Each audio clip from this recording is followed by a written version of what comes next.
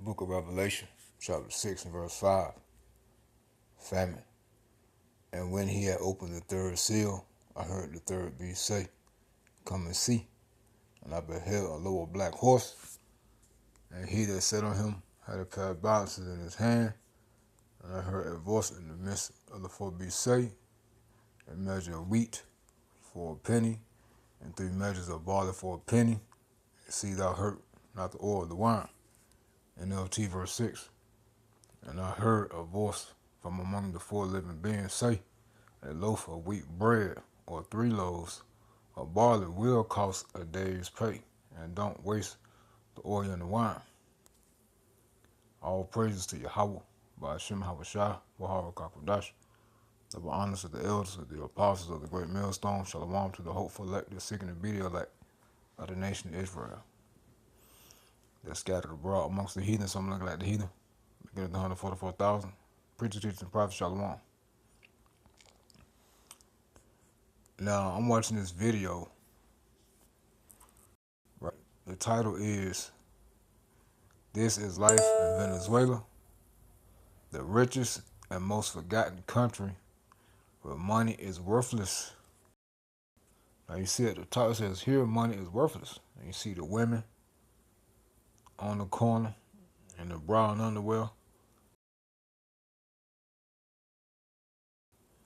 Not all of you, but most of you. You can be a lot of you doing it now, giving up the box or trying to give it up, right? Because now men are so strong now, they're not giving you no money, they're not wasting their time. So in these times, you're going to be throwing yourself at men to get the basic things that you need. And you're still not going to get it for the most part.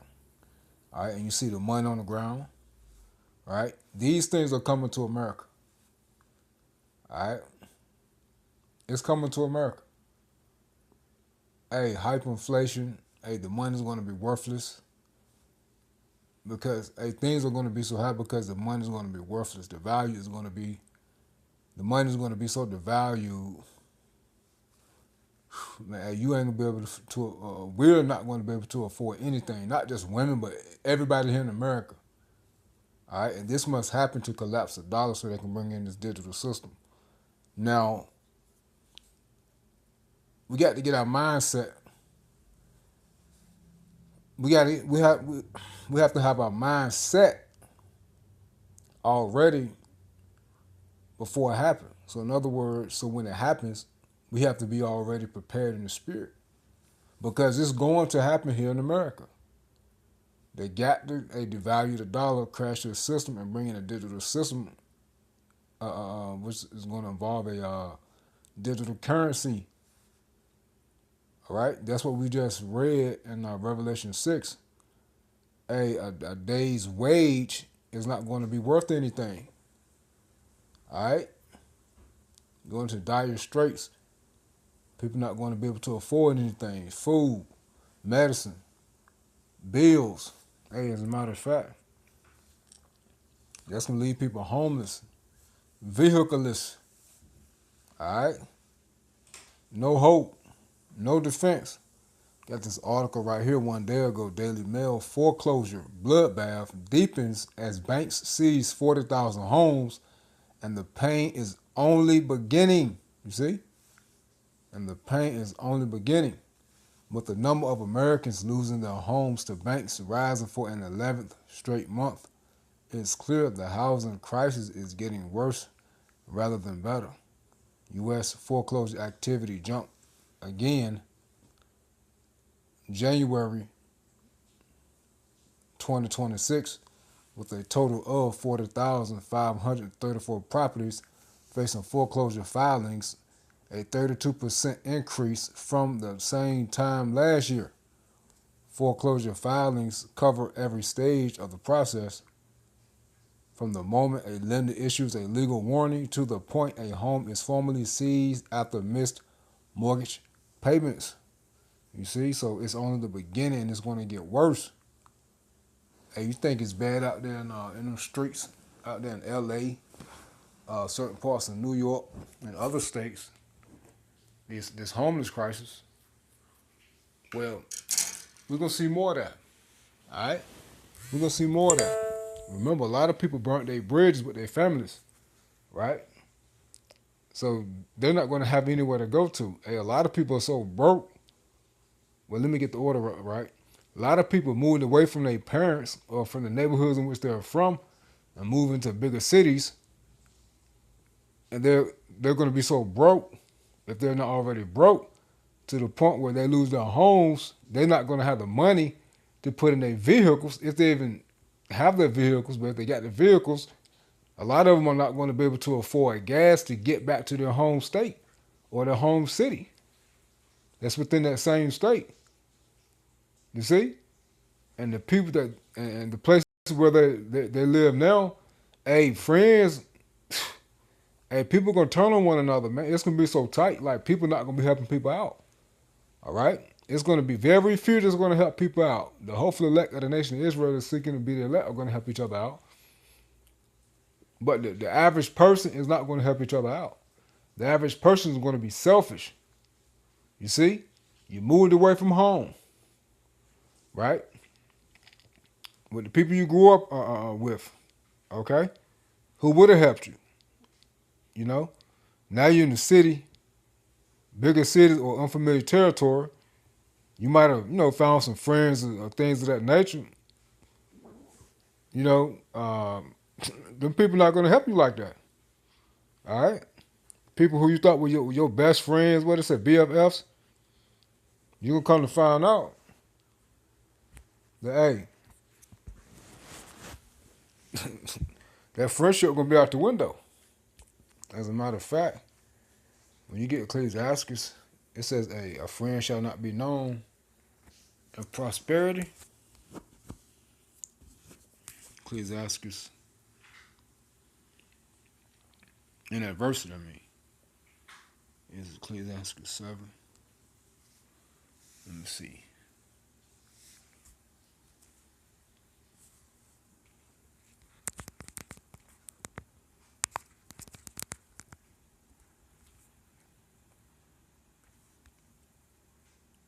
Yeah, the water help us Shemal Shah. Ecclesiastes 12 and 8. A friend cannot be known in prosperity, and an enemy cannot be hidden in adversity. In the prosperity of a man, enemies will be grieved, but in his adversity, even a friend will depart, you see? And that's how it's going to be. Everybody going to be in straits, man. People not going to be looking out for one another, man. All right? So we got to get this in our mind. And we really got to lean on Yahweh Shemal Shah. Then, well, now more so than ever, and then more so than before. All right? Because this is coming. Okay? It's coming. See, this is the important of being in this truth, man. This protection. All right?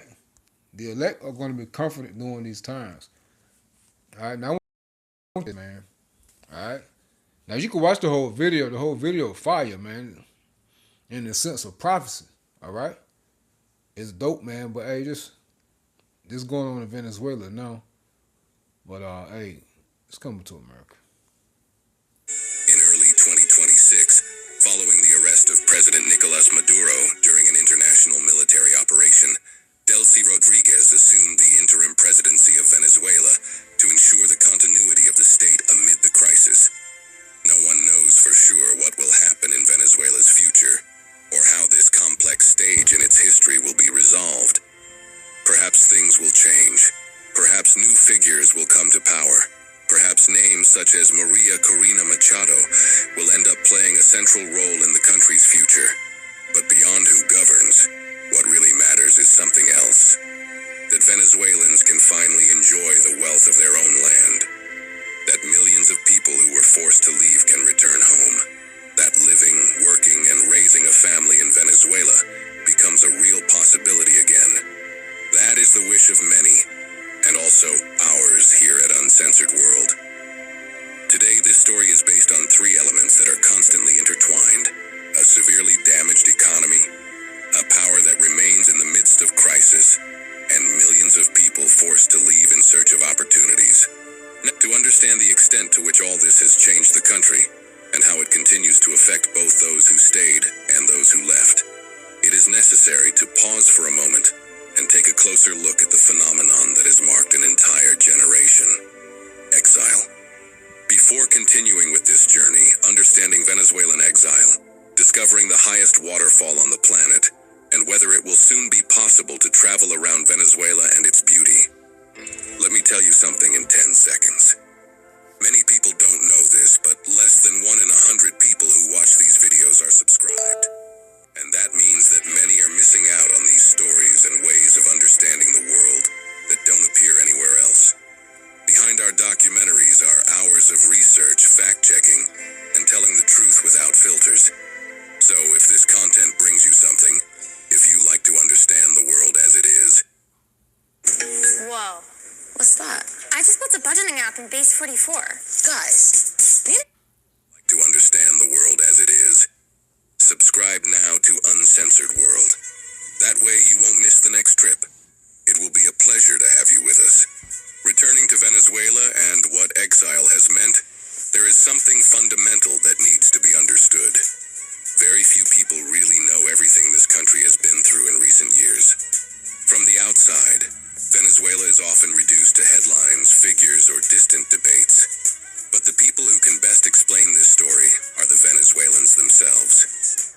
Those who stayed and those who, unfortunately, were forced to leave.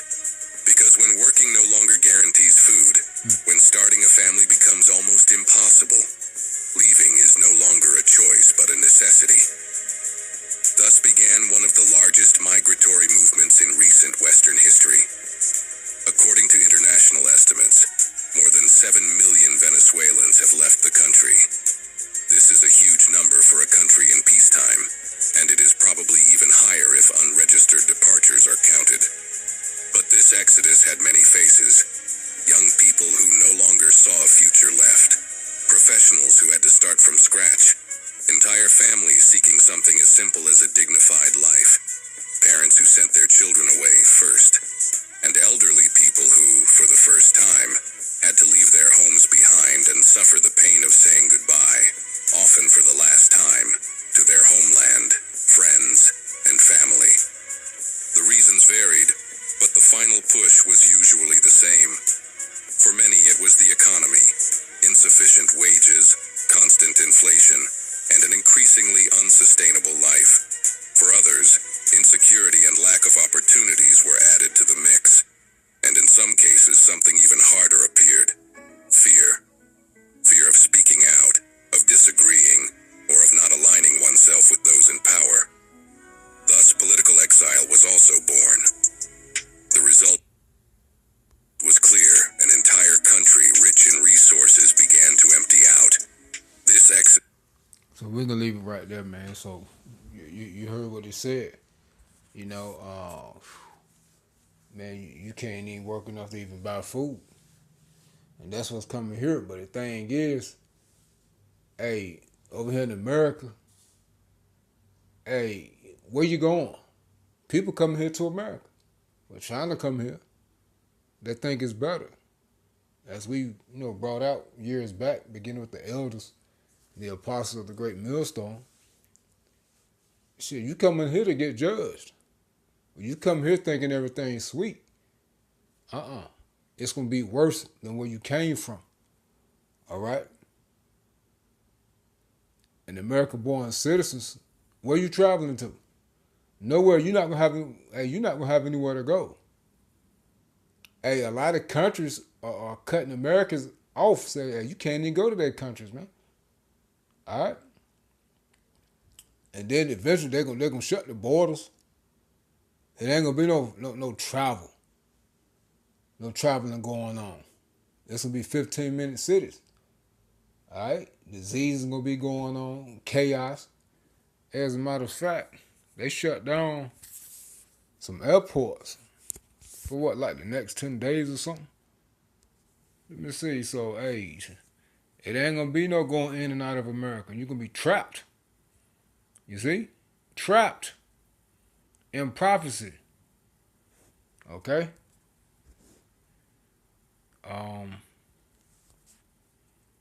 Where is it? Let me pause it. Yeah, let me pause that joint. Yeah, let me pause it. Let me pause it. Right here, AI overview.